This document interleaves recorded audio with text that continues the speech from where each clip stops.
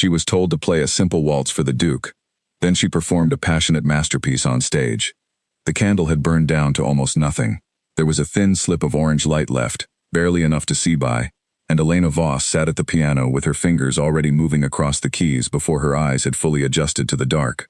That was how it always was. She did not need to see the keys. She had played them so many times in the dark that her hands knew each one the way her feet knew the floor of her own bedroom. She pressed down on a low chord, and the sound rolled through the quiet room like something alive. Outside, Vienna was asleep. The streets were empty. The watchmaker's shop below was locked and dark, and her father's tools sat arranged in their careful rows on the wooden counter, waiting for morning. Her mother's sewing lay folded on the chair near the door, half finished as always, because there was always more to finish. Elena did not think about any of that while she played. While she played, there was only the music. She was 14 years old that winter, and she had already been playing for 6 years. The piano had arrived in their home when Elena was 8, not as a gift but as a consequence of grief. Their neighbor, an elderly woman named Mrs. Hoffner, had died without family, and the building owner had cleared her rooms quickly and without ceremony. Almost everything went to second-hand dealers. But the old upright piano, dark and scarred and slightly out of tune, was too heavy to move easily down the narrow staircase, and the dealer had not wanted to pay the extra hands it would have cost. So it sat in the room above, unclaimed, and eventually the building owner told Elena's father he could have it, or he could watch it get chopped for firewood. Her father, Gerhard Voss, was a practical man. He had no particular feeling for music. He had grown up in a house where music was considered a Sunday luxury, not a daily necessity, and he had never learned to play anything. But he looked at the piano, and then he looked at his daughter, who was standing behind him in the doorway with very wide eyes, and something in the way she was looking at it made him tell the building owner to leave it where it was. That was all it took. Elena had pressed the keys that very afternoon, alone, while her parents were downstairs. She had no music, no teacher, no instruction of any kind. She pressed one key and listened, then another. Then she found two that sounded good together, and pressed them at the same time. She sat on the old bench with her feet not quite reaching the pedals, and she stayed there until her mother called her down for supper, and even then she came slowly, as if some part of her was still upstairs, still listening. Within a week, she had worked out the melody of a folk song she had heard a street musician play near the market. Within a month, she had learned to play it with both hands. She had no method, no proper technique. She simply listened to the sound and adjusted until it was closer to what she heard in her head. The sound in her head was always more than she could reach at first, but she kept reaching. By the time she was 10, the neighbors in the building had started to notice. Some of them liked it. Old Mr. Brandt on the ground floor would stop on the stairs sometimes and stand still, listening, before he went on his way. A woman named Frau Kessler from across the courtyard told Elena's mother one afternoon that hearing the girl play made her feel, for a few minutes, like everything was going to be all right. Elena's mother, Clara, repeated this to her husband that evening with a small, careful pride that she tried not to show too obviously, because she did not want Elena to become vain. But not everyone was pleased. The family directly below, a retired postal official named Mr. Grunwald and his wife, complained several times about the noise. They said the playing went on too long and too late. Gerhard Voss had apologized politely and told Elena she had to stop by 9 in the evening. Elena agreed and kept her word. But after 9, when the house was quiet and her parents were in bed and the candle was burning low, she sometimes sat at the piano anyway and played so softly that the keys barely made a sound. She pressed them down gently, letting the felt dampers absorb most of the noise, and she played in near silence, moving through the music in her head while her fingers traced it out in almost nothing. It was enough. The music was still there, even when she could barely hear it. She taught herself by doing. She taught herself by listening. When merchants or travelers came through the neighborhood and she could hear music from an open window or a street corner, she filed it away carefully, replayed it in her mind, and then tried to find it on the keys when she got home. She learned to identify intervals, to hear when two notes were in harmony or in tension, to feel the difference between a chord that resolved and one that kept you waiting. None of this was formal knowledge. It was all instinct, built slowly through thousands of hours alone with the piano. Her mother understood more than she said. Clara Voss had grown up in a slightly larger town than Vienna and had taken 6 months of piano lessons as a girl before her own family's money ran out. She had never been especially talented, but she had learned enough to recognize that what her daughter was doing was not ordinary. She started bringing home sheets of music when she could find them cheaply, discarded lesson books from the market stalls, a collection of simple classical pieces that a customer at the tailor's shop had given her, a few pages of song arrangements torn from a magazine. She left them on top of the piano without saying much, as if they had simply appeared there, and Elena understood and said nothing in return. It was through those sheets that Elena first encountered the composers. She worked through them slowly, learning to read the notation she had never been taught, connecting the symbols on the page to the sounds she already knew by ear. She made mistakes. She misread rhythms, stumbled over unfamiliar key signatures, played passages at half speed until they became smooth. But she did not stop. Each piece she learned became part of her, something she could take apart and examine. And the more pieces she learned, the more she understood about how music was built, how a phrase could create tension, how a melody could be hidden inside the left hand while something else moved above it, how silence was not the absence of music but a part of it.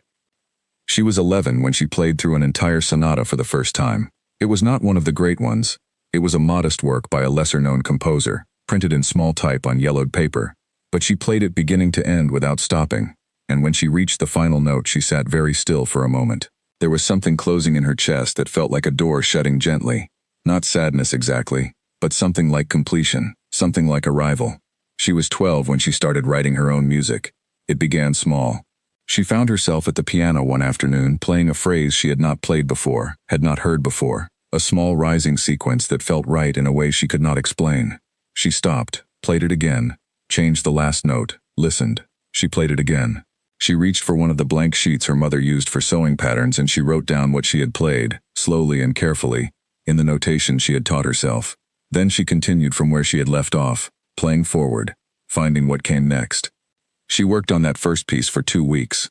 It was short, barely 2 pages when she wrote it out, but every note in it was chosen deliberately. When she played it finished, she felt the same thing she had felt at the end of the sonata, except stronger. This time the door that shut was one she had built herself. She did not show it to anyone. She kept writing, always quietly, always late, always with the candle burning low and the city sleeping outside. The pieces grew longer and more complex as her understanding grew. She was borrowing from everything she had learned but also moving somewhere she had not been taught to go. She could hear in her head what she wanted to say, and the challenge was always to find the notes that matched it, the rhythm that carried it, the silences that gave it room to breathe. Her father did not fully understand what she was doing, but he respected it the way he respected anything that required patience and precision. He was a man who spent his days aligning gears and springs to fractions of a millimeter, and he recognized in his daughter a similar dedication to getting things exactly right. He never told her to stop, not even when the candle was burning the last of their supply and they would need to buy more. He just made sure they always had candles.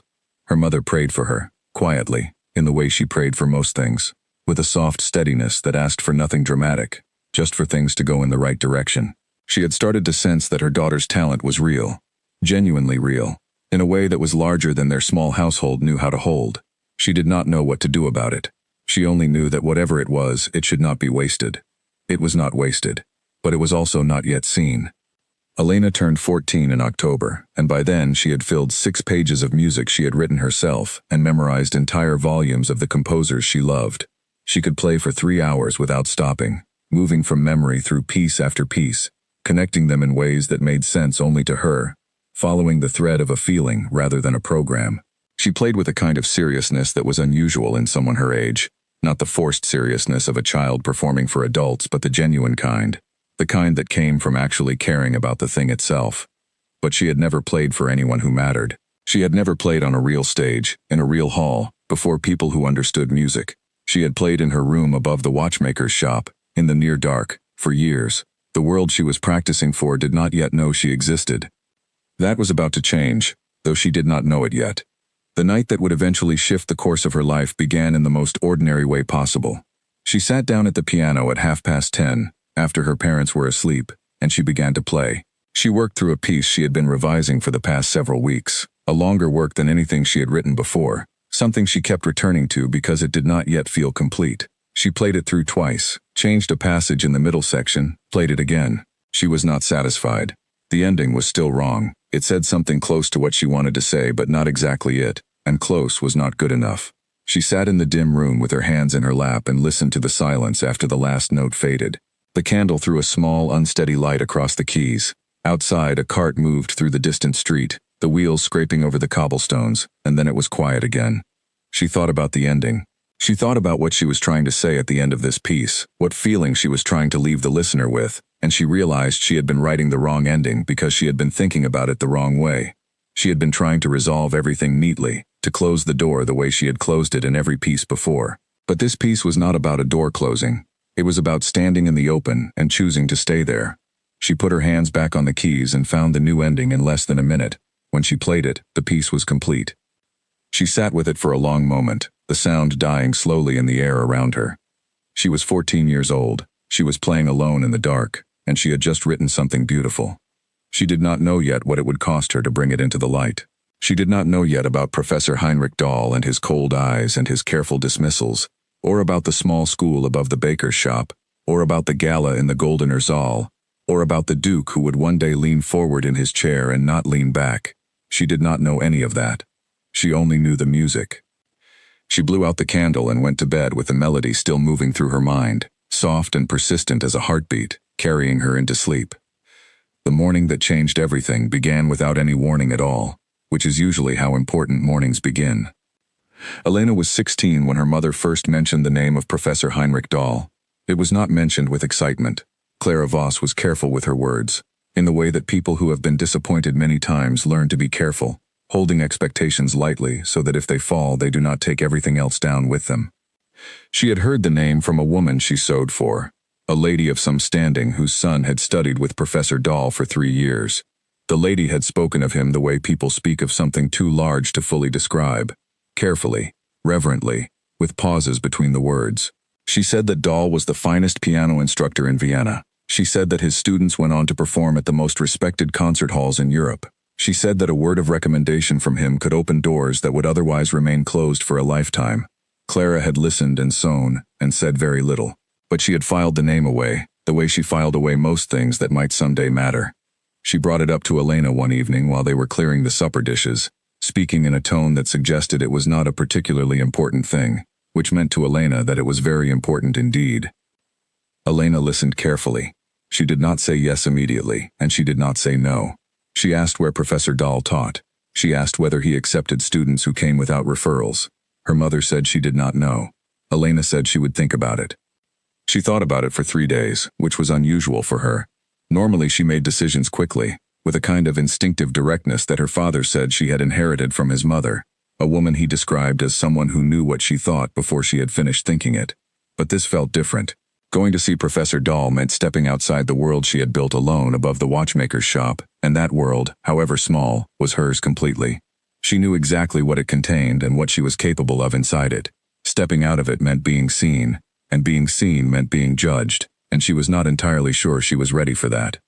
But she knew, in the part of her that was always honest with herself, that the music she was writing deserved more than a room above a watchmaker's shop.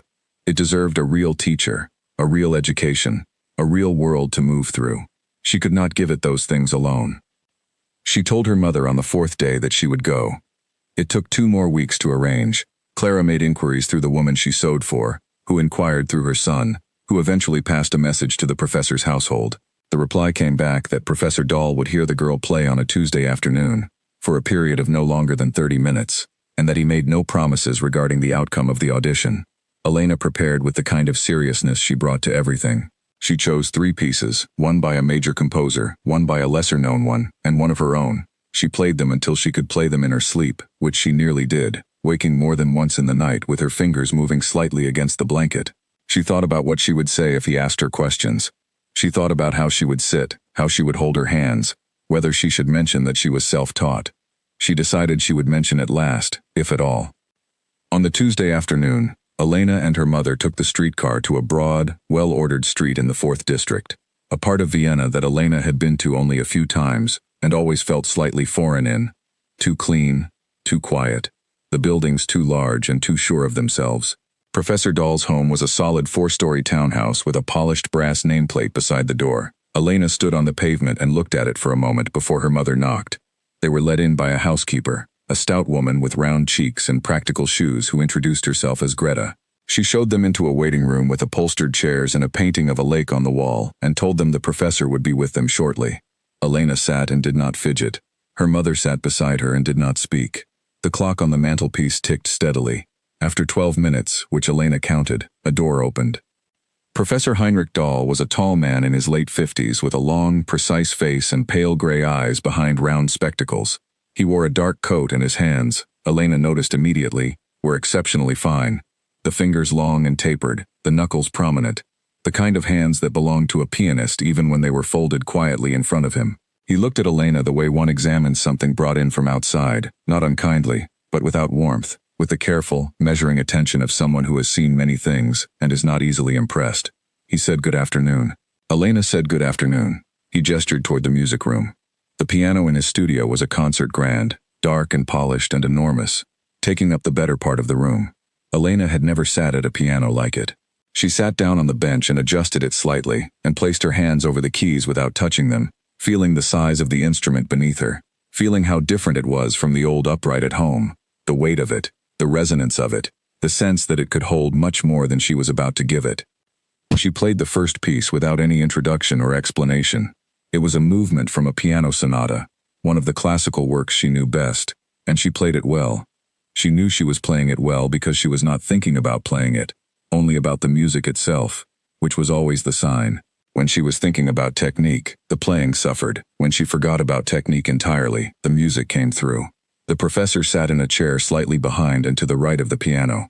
He said nothing during the first piece. Elena moved directly into the second without pausing. This one was quieter, more interior. A short lyrical work by a composer whose name was not famous but whose music Elena loved for its honesty.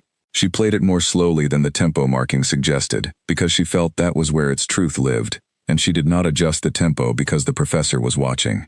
She finished the second piece. She was about to begin the third when he spoke. He said stop. She stopped. He sat forward in his chair and looked at her with an expression that was entirely without cruelty but also without anything else. A blank, professional evaluation that was somehow harder to receive than open judgment would have been. He said her technique was inconsistent. He said her left hand was stronger than her right, which suggested poor early training. He said her interpretation was interesting in places but overreached in others. He said she had played the second piece too slowly. He said she had the wrong kind of hands for serious concert work, being slightly smaller than ideal for the larger spans. He said her posture was self-taught and would require significant correction. He paused, then added that her upbringing was not the kind that produced serious musicians as a rule. He said this without any particular emotion, the way a doctor might describe a diagnosis, not meaning to be unkind, but not troubled by the possibility that he was. Elena sat very still. She did not look down. She looked at the piano. She said, "May I play the third piece?" He looked at her for a moment. Then he said no. He said he did not think it would change his assessment, and his next student was arriving. He thanked her for coming. That was all. Elena stood up from the bench. She pushed it in neatly behind her. She thanked him for his time with a composure that cost her considerably more than she was willing to show. She walked out of the music room and through the waiting room where her mother sat, and she picked up her coat without stopping, and she went out the front door onto the broad, clean street. Clara came after her a moment later, having murmured something to the housekeeper. She found Elena standing on the pavement, looking at nothing in particular, her hands quiet at her sides. Clara started to say something. Elena shook her head slightly, not to stop the words but to indicate she was all right, and Clara understood and said nothing. They stood there together for a moment in the afternoon light. Then Greta came out. It happened quickly and simply. The housekeeper opened the door and came down the 2 front steps, and she spoke in a low, matter-of-fact voice, the voice of someone who has made a small decision and is acting on it before she can reconsider. She said she had heard the girl play, through the wall, while she worked in the next room. She said she was not a musician and could not speak to the technical things the professor had mentioned, but she said she had heard many students play in that room over the years, and most of them she forgot within an hour. She said she did not think she would forget this one. Then she pressed a folded piece of paper into Elena's hand. She said there was a music teacher in the 7th district, above a baker's shop on a small street near the canal. She said his name was Antonin Blazek. She said the professor did not think much of him because he taught common students, but that she had heard from someone reliable that he was gifted in ways that the professor was not, in the ways that mattered most. She said Elena should go and see him. She went back inside without waiting for a response. Elena unfolded the paper. There was an address written on it in careful, rounded handwriting, and beneath the address, 2 words, "Go soon." Her mother was looking at her. Elena folded the paper again and put it in her coat pocket. She said, "Are you hungry?" Her mother said a little. Elena said there was a bakery on the way to the streetcar stop. They walked toward it together. and the afternoon light lay long across the cobblestones, and the city went on around them as it always did, not knowing or caring that something small but permanent had just shifted in the life of a girl it did not yet know. Elena touched the folded paper in her pocket once, as they walked. She did not look back at the professor's house. She was already thinking forward. The street was narrow and slightly crooked in the way that old streets in Vienna sometimes are, as if the city had grown up around them rather than planning them, and the building halfway down it had a baker's shop on the ground floor that smelled of warm bread and sugar even from half a block away. Elena found the address on a Thursday morning, 2 days after Greta had pressed the folded paper into her hand, and she stood on the pavement for a moment and looked up at the building before going in. The shop was small and busy. A round man with flour on his apron was pulling a tray from the oven while 2 women waited near the counter, and a boy swept the floor in long, efficient strokes. Nobody paid Elena any particular attention. She went to the counter and asked the man with the flour apron whether Mr. Blazek was upstairs. The man looked at her without stopping his work and said he was always upstairs. He nodded toward a door at the back of the shop without offering anything further. Elena went through the door and up the stairs. The staircase was narrow and the walls were close on either side, and the smell of bread came up through the floor in warm waves.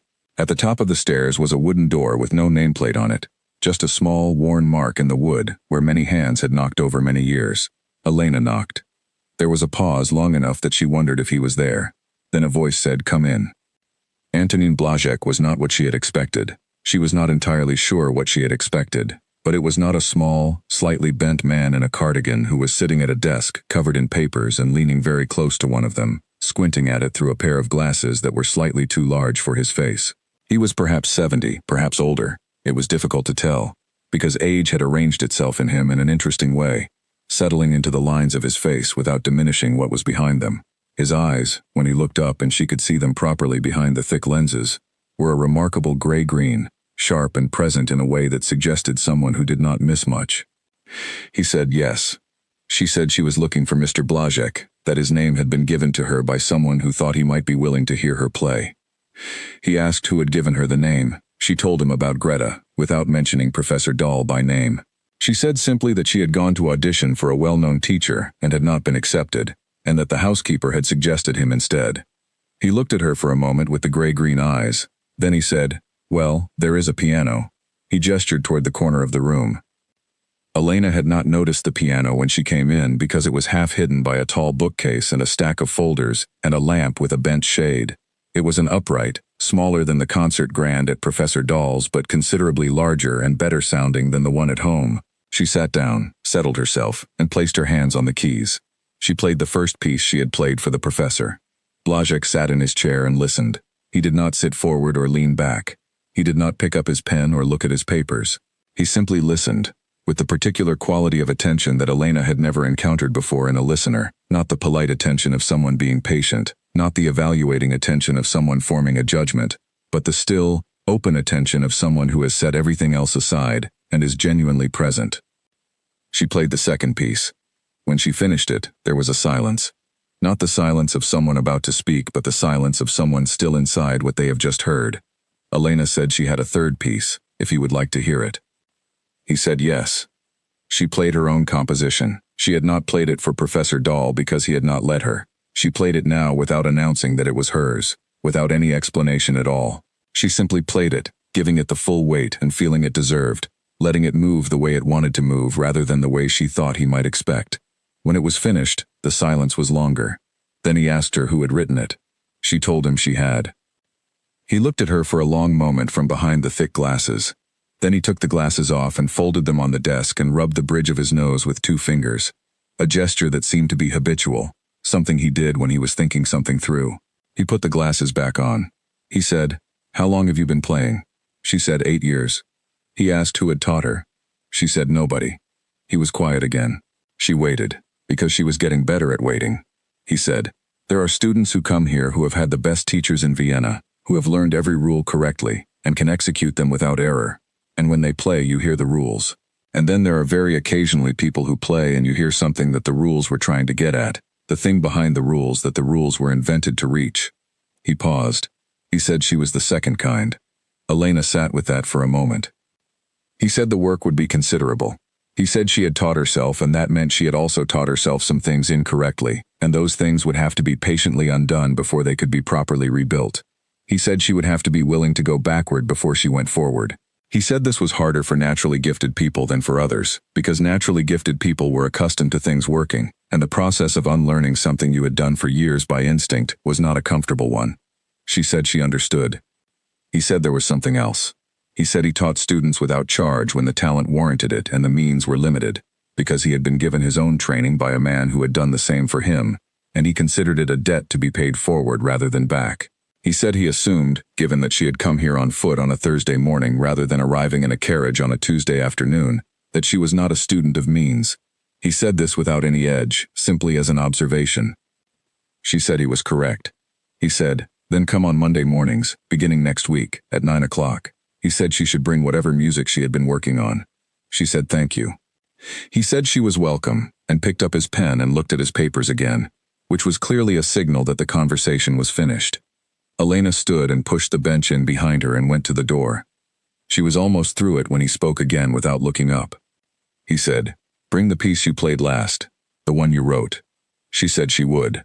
She went down the stairs and through the bakery and out onto the narrow street, and the morning air was sharp and clean and carried the smell of bread. She stood for a moment on the pavement. A bicycle went past. A woman carried a basket of vegetables on her arm. A cat sat in a window above, watching the street with the calm attention of someone who had nowhere to be. Elena breathed in slowly. Something had opened. She could feel it the way you feel a window opening in a closed room, not dramatically, not all at once, but as a shift in the air, a change in the quality of what surrounded you, a sudden sense that the room was larger than it had seemed. She turned and walked back toward the main street. She had 4 days until Monday. She was going to use all of them. The weeks that followed were the hardest she had worked in her life, and she had already worked very hard. Blazek did exactly what he had promised. He went backward first, taking apart the things she had built incorrectly, and making her rebuild them right. Her right hand was weaker than her left, as the professor had noted, and Blazek spent the first month simply strengthening it, giving her exercises so precise and repetitive that some mornings she finished them, and her right hand ached all the way to the wrist. She did them without complaint. She understood why they were necessary. He corrected her posture with a patience that never tipped into impatience. He showed her how small adjustments in how she sat changed everything about how she could play, opening up reach and reducing tension, and allowing her to play longer and with greater control. She had been playing with a slight forward lean that over time would have caused her real difficulty, and he addressed it not by telling her to sit up but by explaining, with genuine interest, exactly why the correct position worked the way it did. He taught her not just how but why, and the why made the how stay.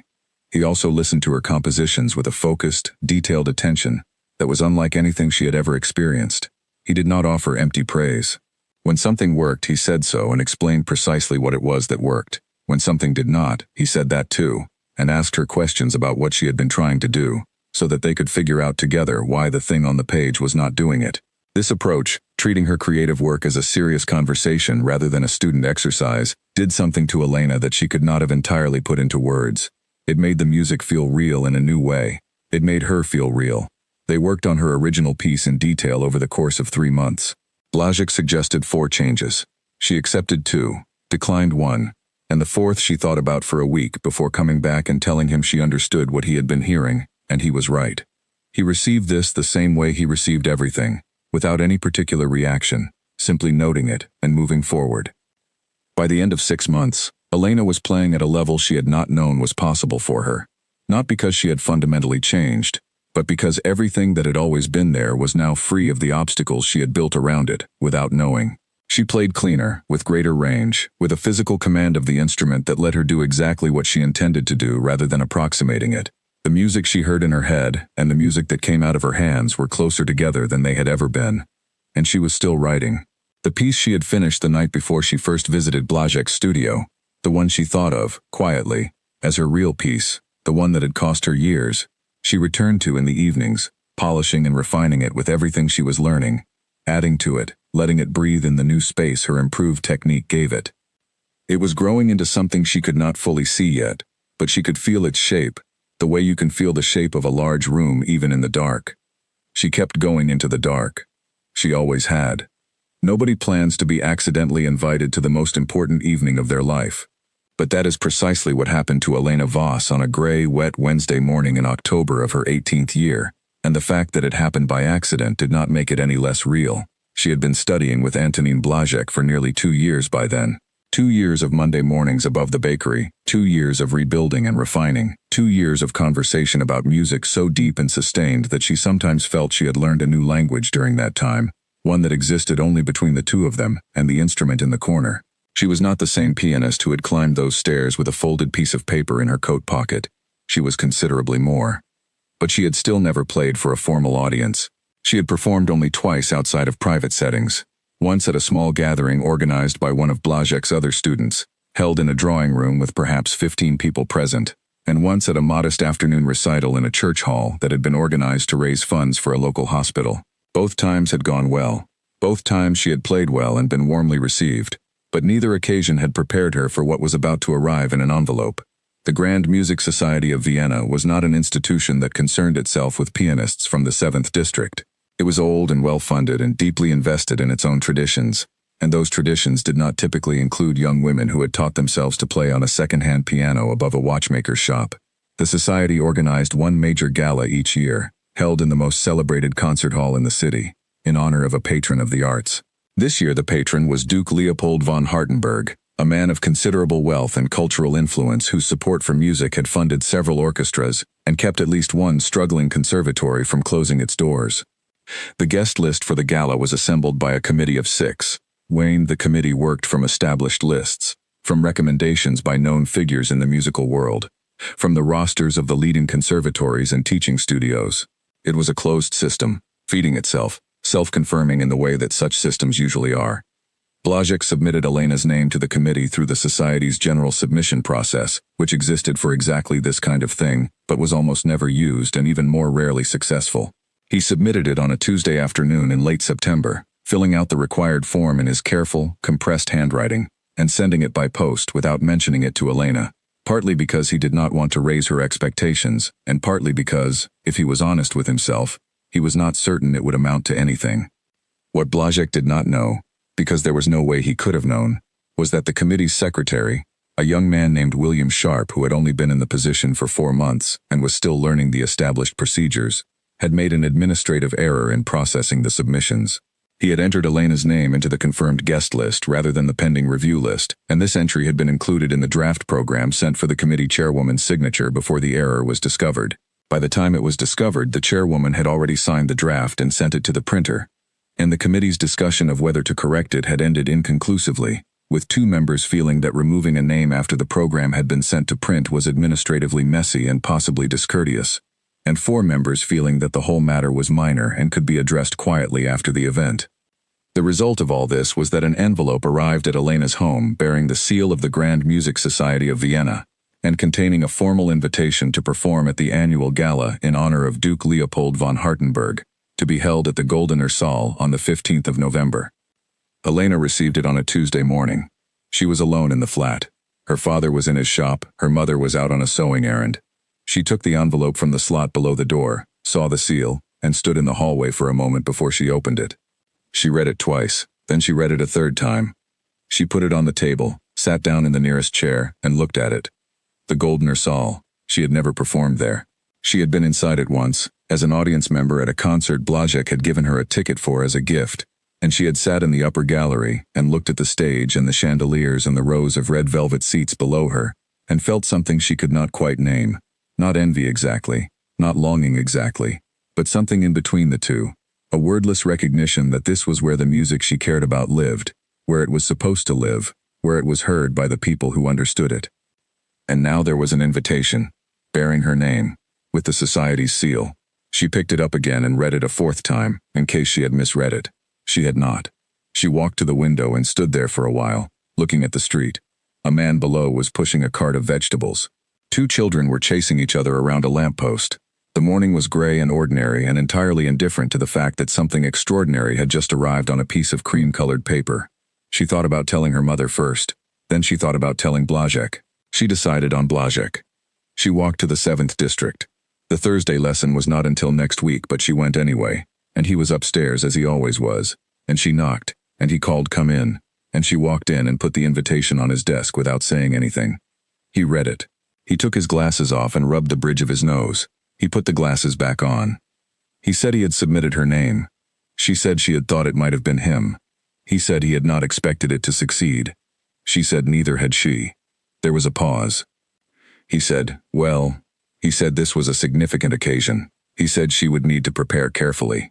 He said the program would presumably specify what she was to play, or the society would contact her with details. He said she should wait for that communication before making any decisions about repertoire. She said she understood. He said one more thing, with a carefulness that was slightly different from his usual directness. He said that occasions like this one came rarely, and that when they came, the only thing that mattered was what actually happened on the stage. He said that she had worked very hard and that the work was real, and that she should trust it. She looked at him. He had never said anything quite like that to her before. He was not a man who spoke in encouragements. He spoke in observations, in corrections, in questions, in explanations. This was different. This was the kind of thing you said when you genuinely did not know what was going to happen next and you wanted to make sure the person in front of you had what they needed to face it. She said thank you. He nodded and picked up his pen again. She went home and sat at the piano for 2 hours, not practicing anything in particular, just playing, moving through music the way you move through water, feeling the resistance and the give of it, the weight and the release, the absolute reality of sound in a way that calmed something in her that the invitation had set moving. She was going to the Goldner Saal. She did not yet know what she was going to play when she got there. She did not yet know about Herr Schreiber and his twice-repeated word, about the committee's polished table and the sheet of children's music slid across it. She did not yet know about the choice she was going to have to make, alone in Blazek's studio the night before the gala, with no one to decide it for her. But the invitation was real. It bore her name, and that, for now, was enough. She played until the light changed in the room, until the gray afternoon had slid toward evening, and then she stopped and sat in the quiet with her hands resting in her lap, and she thought about the stage in the Goldner Saal and what it felt like to stand at the edge of it looking out at all those red velvet seats, and what it would feel like to sit down at a piano on that stage and begin to play. She thought about that for a long time. Outside, the city went about its business. Inside, the candle flickered once and then burned steady. The committee room of the Grand Music Society was on the second floor of a building near the Ringstrasse, and it had the particular quality of rooms that exist to be efficient rather than comfortable. High ceilings, tall windows that let in a great deal of light but offered nothing warm in it, a long table of dark polished wood with chairs that were upholstered but not soft, and the faint, perpetual smell of old paper and wax that accumulates in rooms where serious business is conducted by serious people, who take their seriousness very seriously. Elena had been in rooms like this before, but not often, and not for anything that mattered as much as this. She came on a Friday afternoon, 3 days after receiving the invitation, having received a follow-up letter requesting her presence for a brief meeting regarding the program.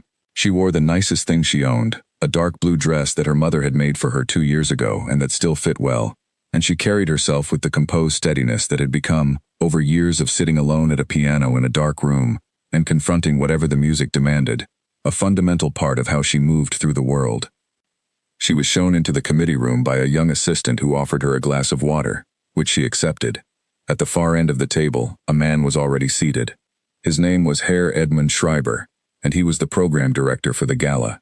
He was in his mid-50s, thin and precisely dressed, with a small gray mustache and the expression of someone who has been managing important events for a long time, and has long since stopped finding them interesting. He had a folder open in front of him and a pen in his hand, and he did not stand when Elena came in. He said good afternoon. She said good afternoon. He gestured toward the chair across from him. He said he was glad she had been able to come. He said the committee was pleased she would be participating in the evening. Then he opened his folder and looked at it, and said there were a few things he needed to clarify regarding the program. Elena said of course. He said the gala was a ceremonial occasion, first and foremost. He said it was in honor of the Duke, who was a man of refined but conservative tastes in music, and that the committee's responsibility was to ensure the program reflected the occasion appropriately. He said this meant that each piece on the program needed to be considered carefully, not just for its quality, but for its appropriateness to the setting. Elena nodded and waited. He said Elena's slot was at the beginning of the evening, before the formal proceedings and dinner. He said this was a significant position because it set the tone. He said the committee felt that the opening piece should be light, accessible, and brief, something that welcomed the guests and put them at ease without demanding too much attention before they had settled in. He said, in short, a waltz. Elena said, a waltz. He said yes. He said something cheerful and unchallenging, the kind of piece that people could listen to pleasantly while taking their seats and greeting each other, without needing to concentrate fully. He reached into his folder and drew out a single sheet of music and slid it across the table toward her. She looked at it. It was a waltz in G major. She recognized it immediately. It was a teaching piece, a composition written for piano students in their second or third year of study. It was pleasant and tidy and entirely without complexity. It had been published in a collection for young learners. It was, by any reasonable measure, a children's piece. She looked at it for a moment. Then she looked at Herr Schreiber. He said the committee felt this piece was ideal for the slot.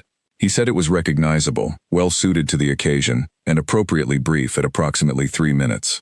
She asked whether there was any flexibility in the selection. He said he was not sure what she meant by flexibility. She said whether she might be permitted to suggest an alternative piece that was similarly brief and light, but perhaps slightly more substantial. He looked at her with the expression of someone who had been asked a question they had not anticipated needing to answer. He said the committee had already discussed the program at length and had reached a consensus. He said the waltz had been specifically selected. He said the word decorative, meaning the piece was to serve a decorative function, the way flowers on a table serve a decorative function. He paused and then said it again, decorative, as if saying it twice made it clearer, or firmer, or both. Elena looked at the sheet of music on the table. She thought about what it would mean to play it. She thought about what it would sound like on a concert grand in the Goldener Saal, this neat, well-behaved little waltz written for children learning their scales. She thought about Blazek and the years she had spent above the bakery. She thought about the room above the watchmaker's shop and the candle burning low and the music she had built in the dark out of nothing but time and love and absolute refusal to stop. She said she understood. She said she would look at the piece. He said he was glad to hear it. He closed his folder. He said the gala would begin at 7 in the evening and she should arrive by 6 to meet the stage manager and familiarize herself with the hall. He said the piano would be tuned that afternoon. He said she should bring the sheet music, as it would be placed on the stand. She said she would be there at 6. They shook hands across the polished table. His hand was dry and firm and entirely impersonal. She went out through the door and down the stairs and out onto the Ringstrasse, where the afternoon traffic moved in both directions and nobody looked at her as she walked. She walked for a long time before taking the streetcar home. She thought about the waltz. She thought about what Schreiber had said and the way he had said it. She thought about the word decorative and what it meant when applied to a person who had been playing music since she was 8 years old, and teaching herself in the dark for years, and working under Blazek for 2 years, and building something that she knew, with the clear and private certainty that she had never been wrong about, was real, and important, and true. She thought about what it would feel like to sit down at that magnificent piano in that magnificent hall and play 3 minutes of a teaching piece while the guests settled into their seats. She sat with that feeling all the way home on the streetcar. She let it be what it was without pushing it away or dressing it up as something else. It was a very uncomfortable feeling, but she had learned, over years of sitting alone with difficult music, that uncomfortable feelings were worth staying with, because they usually had something to tell you. She went home and did not play that evening. She helped her mother with supper and talked with her father about his work and went to bed at a normal hour.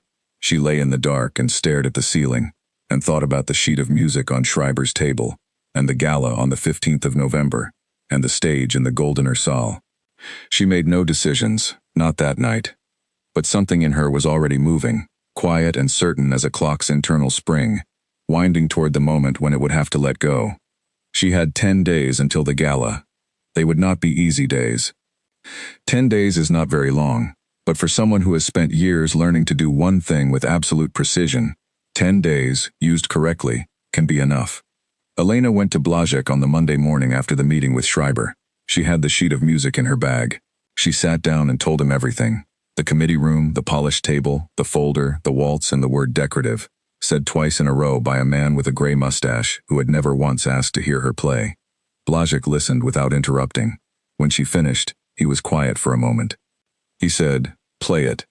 She played the assigned waltz. She played it straight, exactly as written, with the correct tempo and dynamics, doing the piece every justice it deserved, which was not very much because there was not very much there to do justice to. It took 2 minutes and 50 seconds. When she finished, the room was quiet. He said nothing for a moment. Then he said, "Play me the other one." She knew what he meant. There was only one other one he could mean. She turned the bench toward the piano again, and she played the piece she had been working on for 4 years, the one she had finished the night before she first climbed his stairs, the one that had grown in the years since into something deeper and larger and more fully itself than it had been in the beginning. She played it completely, and without holding anything back, the way she always played it when it was just the two of them in this room above the bakery with the smell of bread coming up through the floor. It took 18 minutes. When she finished, Blazek took off his glasses and rubbed the bridge of his nose. He put the glasses back on. He looked at the wall above the piano for a moment. Then he said, "You know what I am going to say." She said she thought she did. He said, "Say it then." She said, "Play that one." He nodded once. He said yes. She said she had thought about this. She said she was aware of what it would mean to depart from the program. She said Schreiber would not be pleased, that the committee would likely not be pleased, that there might be consequences she could not fully predict. Blazek said all of that was true. She said she was also aware that she might never have another moment like this one, that the Goldner Saal was the Goldner Saal, that the audience would be the most important collection of music lovers in Vienna, that the Duke himself would be in the front row, and that what she played on that stage in those 18 minutes would either be the thing she was capable of or it would not. Blazek said that was also true. She said she was frightened. He said, "I know." She said she had not told him that before. He said he knew that too. There was a silence that was not uncomfortable. The kind of silence that two people who respect each other can sit in without needing to fill it. She looked at the piano. He looked at his desk. Then he said, "You have been frightened every time you have done something that mattered. You were frightened the first morning you came here. You were frightened the first time you played this piece for me. You were frightened before the church hall recital and before the drawing room concert. Fear does not mean you should not do it. Fear is what happens when something matters enough." She let that sit in the room for a moment. She said she would need to practice. He said she had 10 days. She said she knew.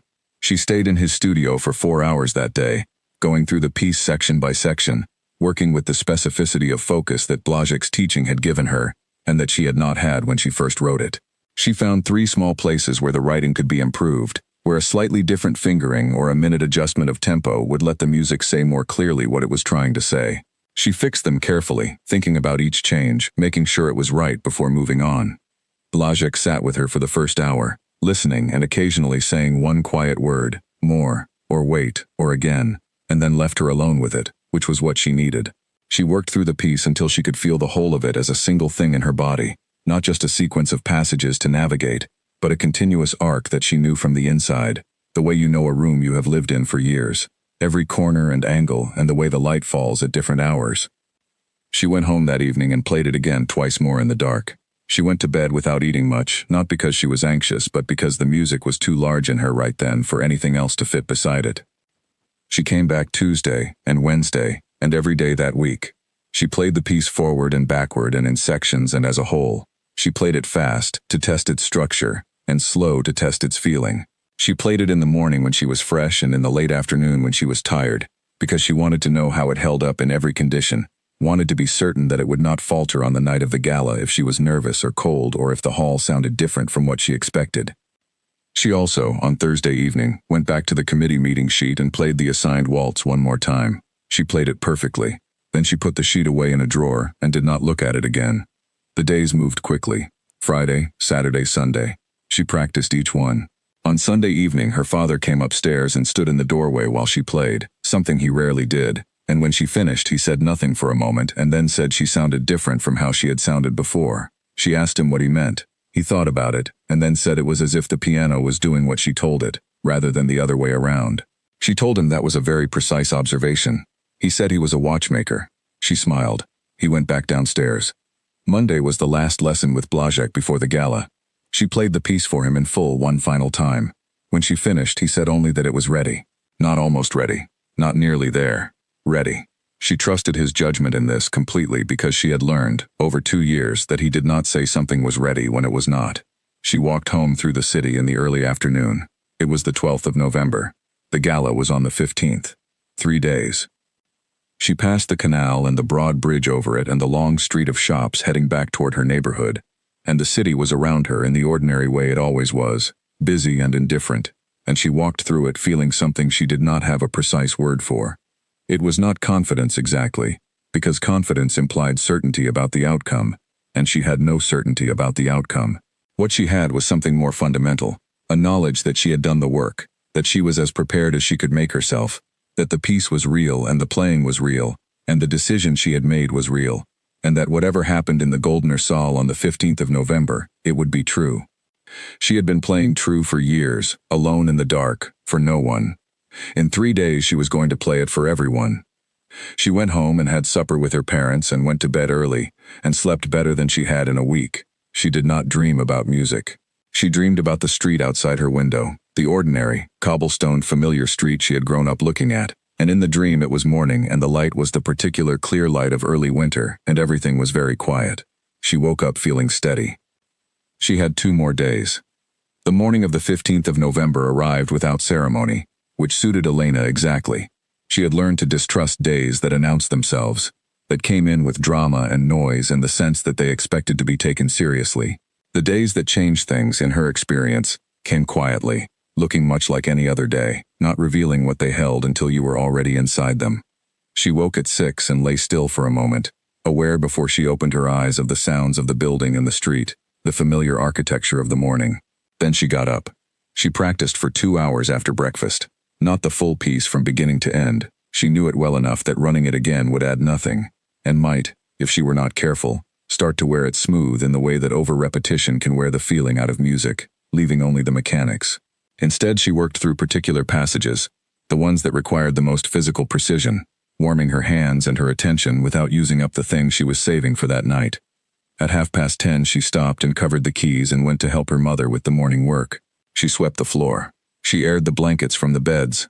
She sat with her mother at the kitchen table and peeled vegetables for a pot of soup, and they talked about ordinary things, the neighbor's new cat, a dress Clara was working on, whether the winter would come early this year or late. Elena was present in the conversation in the complete way that was natural to her when she was not at the piano. She was not distracted. She was not somewhere else in her head. She was simply there, on an ordinary morning, doing ordinary things, with the gala in the evening. At 2 in the afternoon she bathed and dressed. Her mother had altered the dress the previous evening. It was a dark gray dress, simple and well cut, not the kind of thing that would draw attention to itself, which was exactly what Elena wanted. The music should draw the attention. The person playing it should be in service of the music, not the other way around. She had felt this way since she was 8 years old, and she felt it now more than ever. Her mother fastened the small buttons at the back and stood back and looked at her. Clara Voss was not a woman who said very much in emotional moments, having discovered long ago that the things she most wanted to say did not fit well into words and came out diminished if she tried.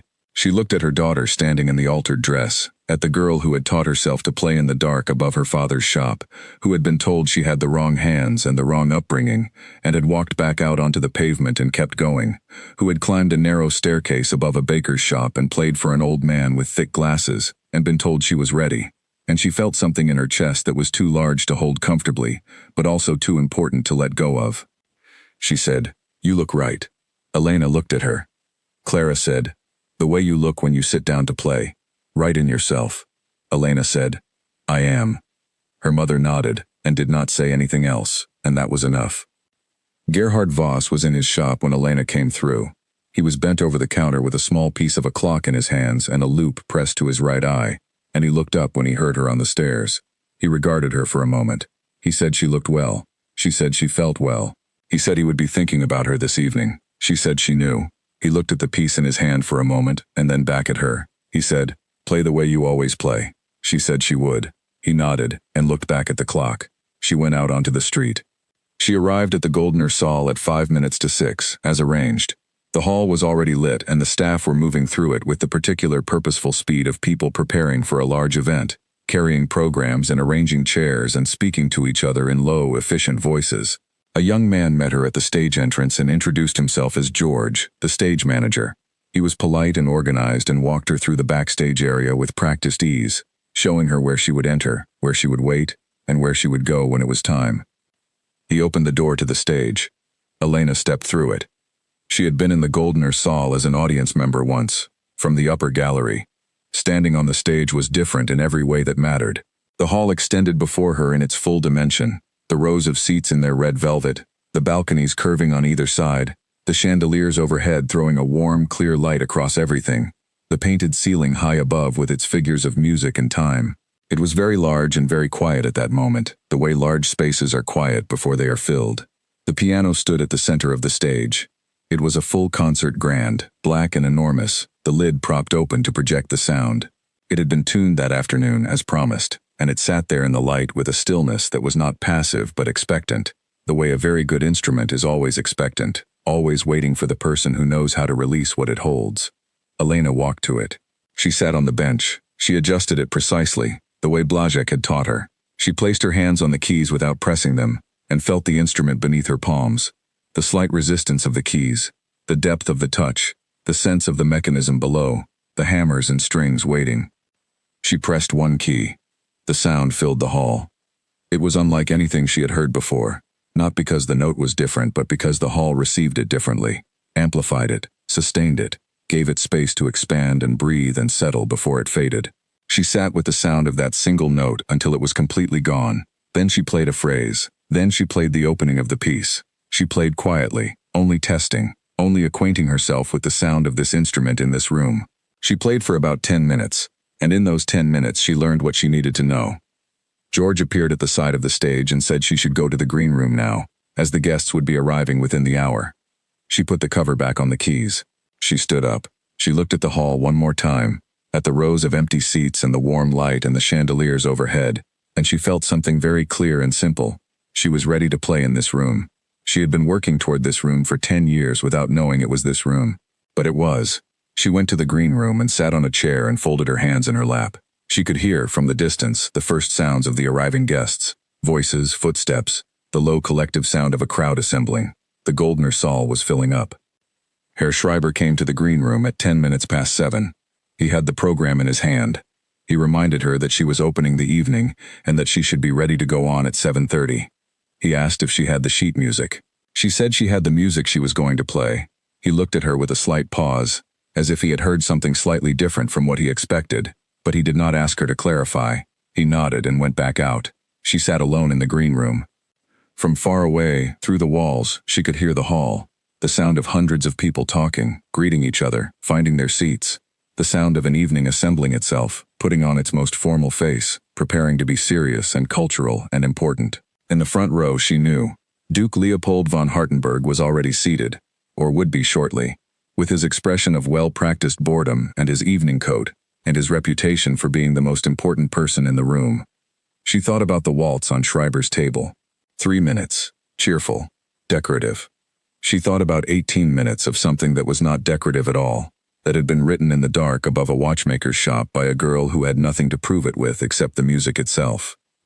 She thought about what Blazek had said. Fear is what happens when something matters enough. She was ready. George appeared in the doorway. He said, "It's time." She stood up. She walked toward the stage. She stepped onto the stage at 7:31 in the evening, and the first thing she heard was the sound of the hall adjusting to her presence. Not applause, not yet, just the collective slight shift of a room becoming aware of someone new in it. Chairs moved fractionally. Conversations tapered. The sound of 240 people settling. She walked to the piano without looking at the audience. This was not from nervousness. It was from focus. The same interior quietness she had been living inside since she woke that morning. A contained awareness that let everything unnecessary fall away. She sat on the bench. She adjusted it by exactly the amount she had determined during the sound check. She placed her hands over the keys. The hall was very quiet now. The last voices had dropped. The chandeliers threw their warm light across the red seats and the evening clothes and the attentive faces of 240 people who had come to a formal gala and expected a formal program, and were now watching a young woman in a dark gray dress sit down at a concert grand and do nothing for 3 full seconds. She did nothing for 3 full seconds. She sat with her hands above the keys and her eyes closed, and she listened to the silence of the room, let it come into her completely, until she and the room were the same temperature, the same stillness. Then she began. The opening of the piece was almost nothing. A single held note in the left hand, low and quiet, and above it a line of melody so thin it seemed to be testing whether the room would accept it. She played it without forcing it, letting it find its own level, trusting the hall to carry it the way she had learned during the sound check it could. The sound moved out from the piano and into the space, and the space received it without reducing it, and what came back to her ears was the note she had intended, full and clear and present. She continued. The piece moved through its first section with the quietness of something that knows where it is going and is not in any hurry. It did not announce itself. It did not perform. It simply was. A sustained, honest passage of music that built slowly, through careful accumulations, each phrase growing from the one before it, each new layer of sound adding to something that was already there rather than replacing it. She played it with complete attention, every note deliberate, every silence deliberate, every shift in dynamic a choice made with full understanding of what it was doing and why. In the front row, a man in his middle 50s with silver hair and a carefully pressed evening coat had been settling into his chair with the expression of someone who expected the next few hours to be gracious but not particularly surprising. He had attended many galas. He had sat through many opening performances. He had reached the point in his life where he could be sincerely appreciative of music without being genuinely moved by it, and he had not expected to be moved tonight. He was wrong about that. Duke Leopold von Hartenberg leaned forward in his chair at the 4th minute. The movement was small and probably invisible to most people in the room, but it was real. Something in the music had reached him in the way that music very rarely reaches people who hear a great deal of it. Not through the intellect, not through the trained appreciation of structure and craft, but directly, through something that did not have a name and did not need one. He did not lean back. Herr Schreiber was standing in the wings with his program notes and a small, tight expression on his face. He had realized in the first 30 seconds that the piece Elena was playing was not the waltz from the committee's program. It was something he had never heard before. It was something much longer than 3 minutes and much larger than anything a woman in her position was supposed to be playing at the opening of a ceremonial gala. He stood with his notes and watched and said nothing because there was nothing he could do, and there was something about the quality of the silence in the hall that made him reluctant to move. The piece moved into its middle section, and here it changed. The quietness of the opening began to gather into something more urgent, more forward-moving. A passage built on a central phrase that repeated and transformed and repeated again, each time with something added or shifted, building a momentum that was not aggressive, but was entirely insistent. It said something that had to be said. It did not apologize for saying it. It moved through the middle section with a clarity that was also a kind of courage, the courage of music that knows what it means and refuses to qualify it. Several people in the audience had stopped the quiet social motions of a formal event, the slight leaning toward a neighbor, the small adjustments of posture, the half-attention of people sitting through a decorative opening act, and were now simply listening. Not politely, actually listening, in the way you listen when something has your whole attention and you have stopped being aware of anything else in the room. A woman in the 3rd row, a countess named Lady Margaret Fairfax who had attended the gala every year for 20 years, and was well beyond being surprised by any of it, found herself gripping the arm of her chair with one hand without having noticed she had done it. She noticed it now and did not let go. Elena played on. The piece reached its most demanding passage, a section she had worked on for 3 months with Blazek, a cascading run of notes in the right hand against a sustained, slow melody in the left, the two voices in constant productive tension, each pulling against the other and neither giving way, creating a sound that was larger than the sum of its parts. She played it with everything she had, not with effort. She was past effort now, past the mechanics of performance, but with the full presence of someone who has prepared completely and can now simply be inside the music rather than thinking about it. The hall received it completely.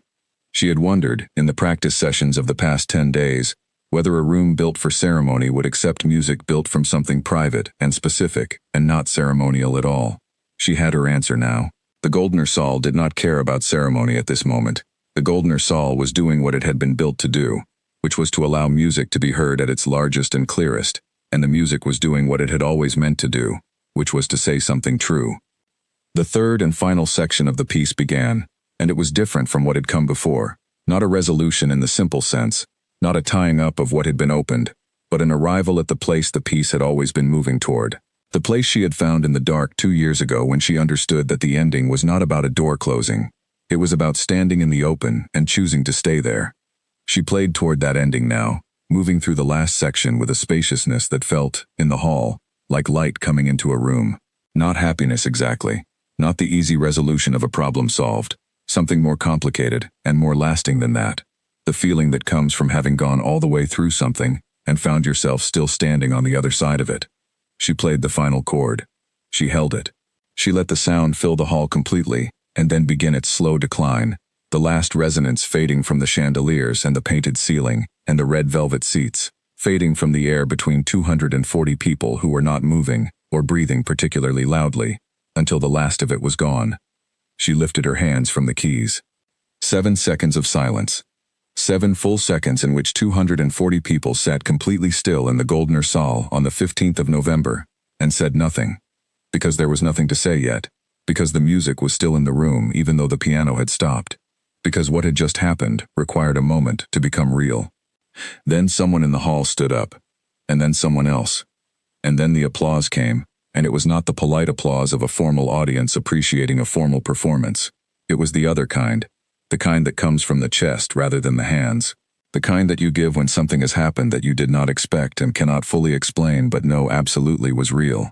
Elena sat at the piano for a moment with her hands in her lap, hearing it. Then she stood. She stood at the side of the stage, and the applause did not stop. She was not accustomed to applause like this. The small performances she had given before had been warmly received, but this was different in kind and degree. A sound that seemed to come from the whole room at once, and to be directed not just at the performance, but at something the performance had done to the people in the seats. She stood still and let it be what it was, without trying to manage it or respond to it in any particular way. She was still inside the music, still carrying it, and the applause felt like the music continuing in a different form. Herr Schreiber was still in the wings.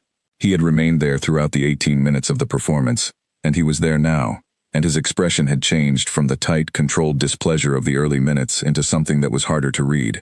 Not pleasure exactly, but the particular complex expression of someone who has been proved wrong about something significant and is in the process of absorbing it. He said nothing to Elena when she came off stage. She did not look at him. She went to the side of the stage and stood there for a moment with her hands quiet at her sides, and the applause continued from the hall, and she breathed in and out steadily. George, the stage manager, appeared at her elbow and said the audience was still standing, and did she want to go back out? She said yes. She went back to the center of the stage, and the applause grew again, and she stood in it with the same composure she had brought to everything that evening. From the front row, Duke Leopold von Hartenberg was looking at her. He was still leaning forward slightly, as he had been since the 4th minute of the piece. He was looking at her with an expression she could not fully read from the stage, but which contained, unmistakably, something attentive and direct and personal. Not the expression of a patron surveying a performance, but the expression of a person who has heard something that has mattered to them. The applause began to settle. Elena went back to the wings. The formal program of the gala resumed, moving on to the next presentation, the lights adjusting, the hall returning to its ceremonial register. She went to the green room and sat in the chair she had occupied before the performance, and folded her hands in her lap. She was not shaking, she was not elated in the way she had sometimes imagined she would be. The bright, light feeling she had pictured on the nights when she let herself think about what it might mean to play well on a stage that mattered. What she felt was quieter than that, and more solid, a deep, grounded settling, the feeling of having put something that was real into the world, and having had it received as real. She sat in the quiet green room for a long time. After perhaps 40 minutes, George came to the door and said there was someone who wished to speak with her. He said it was the Duke. She looked at George for a moment. He said the Duke had crossed the stage himself, which was unusual, and had asked for her by name. She stood up and smoothed her dress and went out. Duke Leopold von Hartenberg was standing in the corridor beside the stage entrance, not in the main reception area where the other guests were mingling, but here, in the working part of the building, the practical behind-the-scenes corridor with its bare floors and utility lighting. He was a tall man with a composed face and the bearing of someone who had spent a lifetime in rooms that arranged themselves around him, but he had come here rather than summoning her there, and she noticed that. He said good evening. She said good evening. He said he wanted to ask her something directly, if she would permit it. She said yes. He asked who had written the piece she had played. She said she had. He received this without any visible reaction, which suggested he had half expected it. He asked when. She said she had begun it 4 years ago and finished the first version 2 years ago and refined it since. He asked where she had studied. She said she had been self-taught until 2 years ago, when she began studying with a teacher named Antonin Blazek in the 7th district. He repeated the name. He said he did not know it. She said most people did not, but that she would not be the musician she was without him. He looked at her for a moment with the same direct, present attention that had been in his face throughout the performance. He said that he attended a considerable number of concerts and had been doing so for 30 years, and that what she had played this evening was not what he had expected to hear at this gala, or at any event he could recently remember attending. He said it was the most honest music he had heard in a decade. She said thank you. He said he wanted to offer his personal patronage, his support, financial and otherwise, for her continued study and performance, including access to concert venues and introductions to the directors of the leading music societies in Vienna. He said this without performance or formality. The way you offer something you have decided to offer. She stood with it for a moment. She said she was grateful. She said she would accept. He nodded. He said his secretary would contact her within the week. He said he had one more question, which was the name of the piece. She said she called it Given. He considered this. He said it suited it. He said good evening, and went back toward the reception. She stood in the corridor for a moment after he left. Herr Schreiber was nearby, she realized. He had been standing a little way down the corridor, within hearing distance, close enough to have caught all of it. She looked at him. He looked at her. He opened his mouth once, then closed it again. He had nothing to say. She could see in his face that he understood this about himself, and that it was deeply uncomfortable for him, and she felt no particular satisfaction about that because satisfaction at someone else's discomfort was not a feeling she had ever found useful. She said good evening to him. He said good evening. She went back to the green room and collected her coat and her bag. George walked her to the stage exit. Outside, the night was cold and clear, and the street in front of the Goldner Saal was busy with the carriages and coaches of the departing guests, and the light from the hall fell out through the high windows onto the pavement in long gold rectangles. She stood for a moment on the pavement. The piece was still in her. It would be in her for days, the way large things stay in you after you have given them out, not diminished by the giving but somehow made more real by it, by having been received. Given was its name. She had named it that because of what it felt like to have written it and then to have kept it, alone, for years, like something held in trust, like something that was not fully yours until you had given it away. She had given it away tonight. She turned and walked into the city. The week that followed was different from any week Elena had lived before, and she adjusted to it with the same steadiness she brought to everything, including the parts that were unfamiliar. The Duke's secretary contacted her by letter on the Wednesday, 2 days after the gala, outlining the terms of his patronage in precise and generous language. She read the letter 3 times, and then took it to show Blazek, who read it without removing his glasses, which meant he was treating it as a practical document rather than an occasion. He said the terms were sound. He said she should engage a solicitor to review it before signing. She said she did not know a solicitor.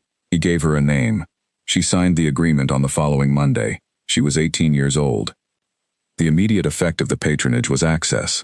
Doors that had been closed, or more precisely, had never been opened because it had never occurred to anyone inside them that she might knock, began to open with a speed that surprised her and also, she noted, with a certain reflexiveness. People who had not heard the performance at the gala, but had heard about it from those who had, or had read the brief report that appeared in one of the cultural papers, who were now eager to position themselves as having always recognized something that they had in fact never heard and could not previously have described. She received this with clarity, neither cynically nor naively. She understood that access had a social dimension as well as a musical one, and that this was simply the nature of the world she was now moving through. She did not let it distort her sense of what mattered, which was the music itself, and she was careful, in every new introduction and every new meeting, to anchor the conversation back to the work rather than the occasion. She played her first formal solo recital in February, 6 months after the gala. It was in a medium-sized concert hall, not the Goldner Saal but a well-regarded venue with good acoustics and an audience that had come specifically to hear her. She played a full program that she designed herself, with Blazek's guidance, a range of composers she loved, and at the end, Given. The recital was reviewed in 2 papers and both reviews were serious ones, written by critics who engaged with the music rather than the story around it. One review noted the clarity of her technique and the maturity of her interpretive choices.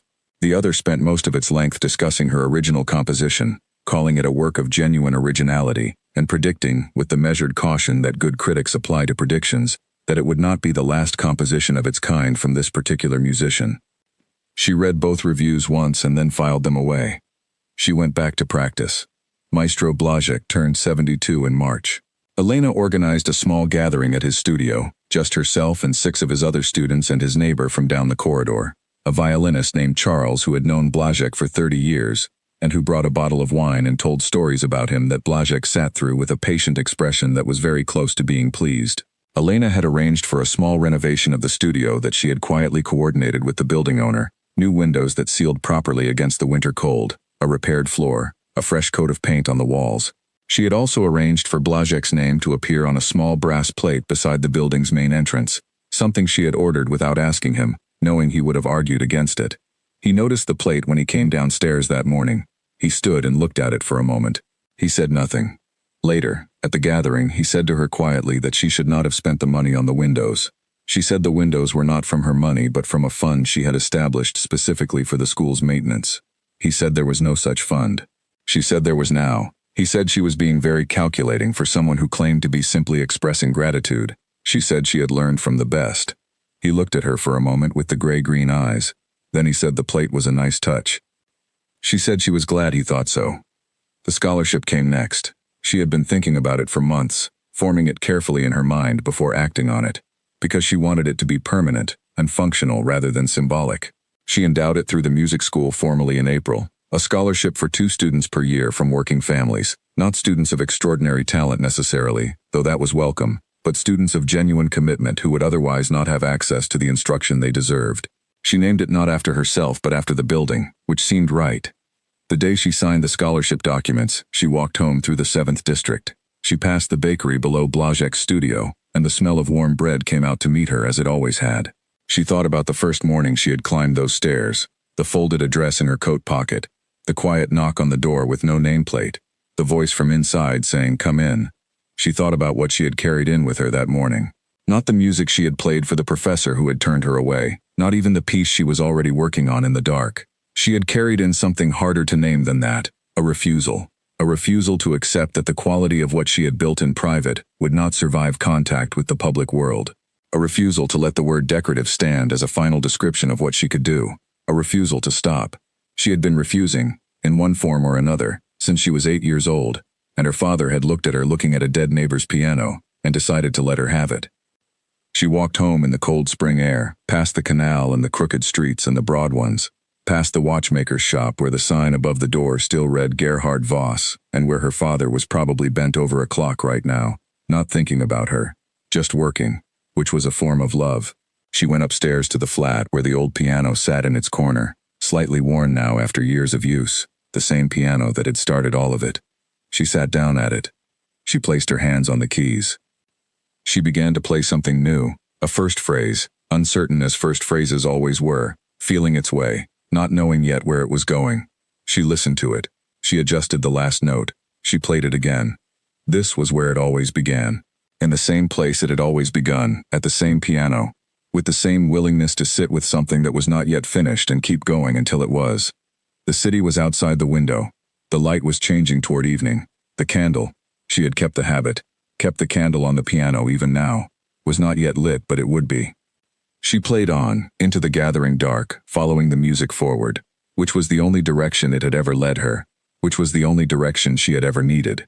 The story of Elena Voss did not end at the Goldener Saal on the night she played Given, for a duke who leaned forward and did not lean back. That night was the moment the world caught up to something that had already existed for years, in the quiet, in the dark, in the private and unhurried work of a person who loved the thing itself, and was willing to go on doing it without being seen. She went on being seen, after that. Her name appeared in programs and papers and eventually in books. She performed across Europe and was received everywhere, with the seriousness she had always given the music. She published her compositions under her own name, which was not a common thing for women to do, and which she did without drama or announcement, simply because they were hers, and it was correct that they should carry her name. The children's waltz she had been told to play was never performed. Not by her, not that evening, not ever. It remained in the committee's folder, presumably. Folded and forgotten. A piece of paper that had briefly been intended to be the ceiling of what she was allowed to say. She had said something considerably larger. The piece called Given was performed hundreds of times, by Elena, and eventually by others. It was published. It was taught. It entered the repertoire in the quiet, accumulating way that genuine music enters repertoire, not through a single dramatic moment but through repeated encounters, through the discovery of it by one pianist and then another, through the experience of audiences who had not expected to be moved and were. What she had written in the dark, for no one, had become something for everyone. That was the thing about music that she had known since she was 8 years old, pressing one key at a time on a battered upright in a room above a watchmaker's shop. It did not require an audience to be real. It was real when she played it alone by candlelight. It was real when Blazek heard it for the first time in the small studio above the bakery. It was real the moment she finished writing it, sitting in the dark with the last chord fading, before a single other person in the world had heard it. The night at the Goldner Saal did not make it real. It only let the world in on what already was. Elena Voss played for 40 more years after that November evening. She gave her last public performance at the age of 58, in a concert hall she had played in many times, before an audience of people who had been following her work for decades. She played a full program. She played Given last. When she finished and the hall was quiet and then applauding, she sat at the piano for a moment with her hands in her lap, the way she had always done, feeling the last of the sound in the air around her. She sat with it until it was gone. Then she stood up. She had always stood up. That was, perhaps, the simplest and most important thing about her. She had always, in every room and on every stage and in every year of quiet work before any stage at all, simply stood up and kept going. The music was waiting. It had always been waiting. She had never made it wait for long.